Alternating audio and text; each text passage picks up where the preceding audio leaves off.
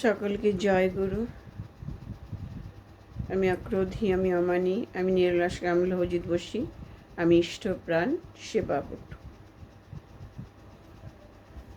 আমরা শ্রী ঠাকুর অনুকূলচন্দ্রের দীক্ষা নিয়েছি। তাকে ভালোবেসে, পরম দয়াল তিনি, পরম পুরুষোত্তম,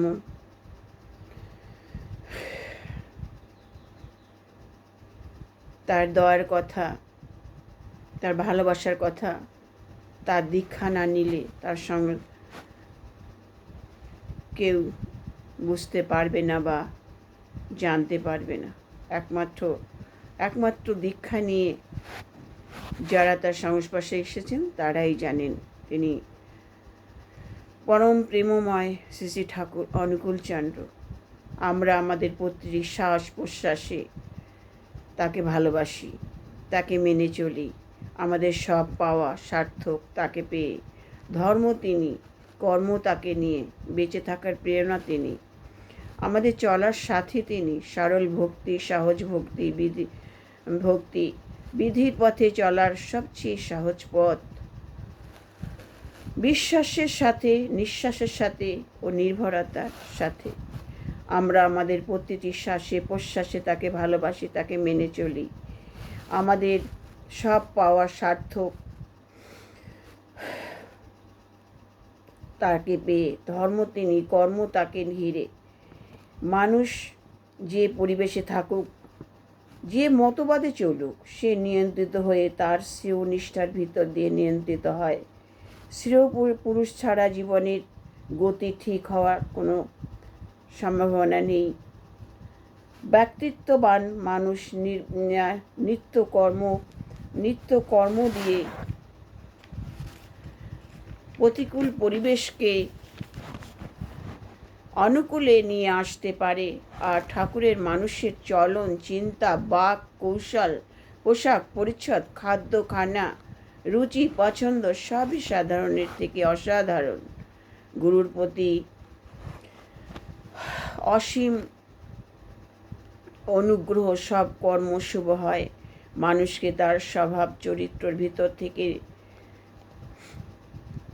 না পাল্টাতে পারলে মানুষ ধর্মের কাহিনী শোনে না। ধর্মের কাহিনী মানে বাঁচা বাড়ার কাহিনী। এই নবজীবন এর দীক্ষায় দীক্ষিত হয়ে মানুষ নতুন করে অনুভব করে জীবনের রসস্বাদ। আমার পরিবেশকে সুগঠিত করবার দায়িত্ব কিন্তু আমার।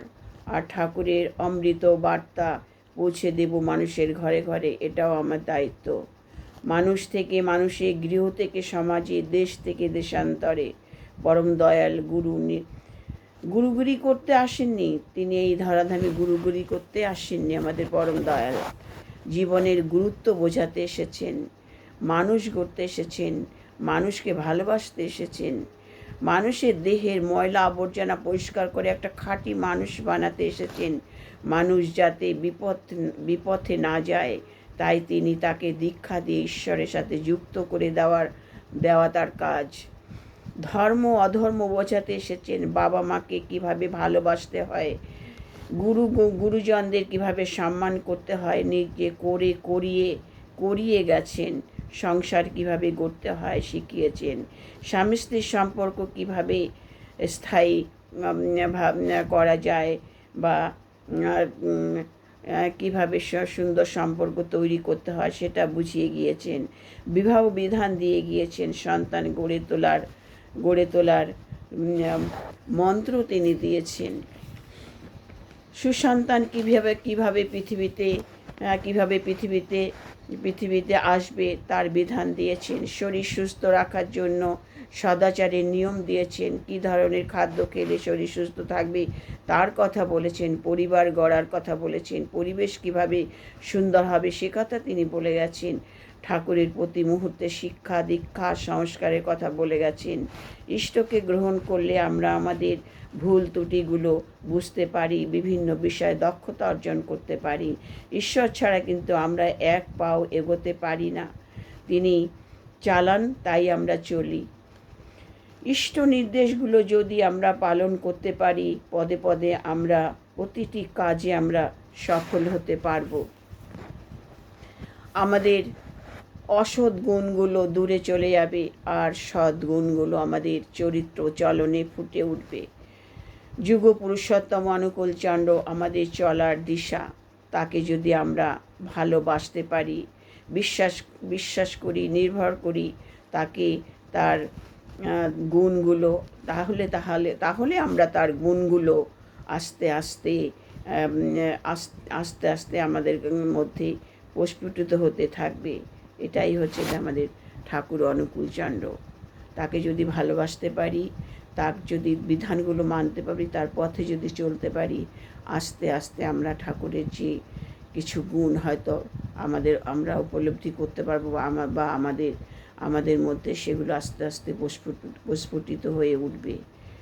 হ্যাঁ, তাই ঠাকুর ভালোবাসার কথা বলে গেছেন, মানুষকে ভালোবাসার কথা। মানুষকে ভালোবাসো, ভালোবাসায় পৃথিবী জয় করা যায়। মানুষের পাশে দাঁড়াও।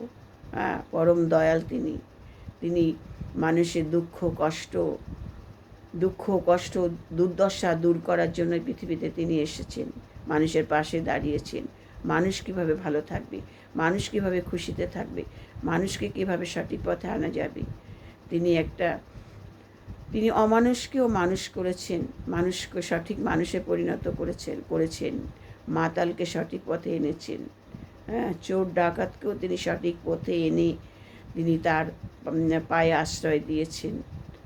হ্যাঁ, তিনি মানুষ গড়ার কাজ করেছেন। তাই তোমার ঠাকুর বলেছেন, মানুষ আপন টাকা পর, যত পারিস মানুষ ধর। জয় গুরু। আমার আলোচনা ভালো লাগলে লাইক, শেয়ার ও কমেন্ট করবেন। সকলের মঙ্গল প্রার্থনা করি।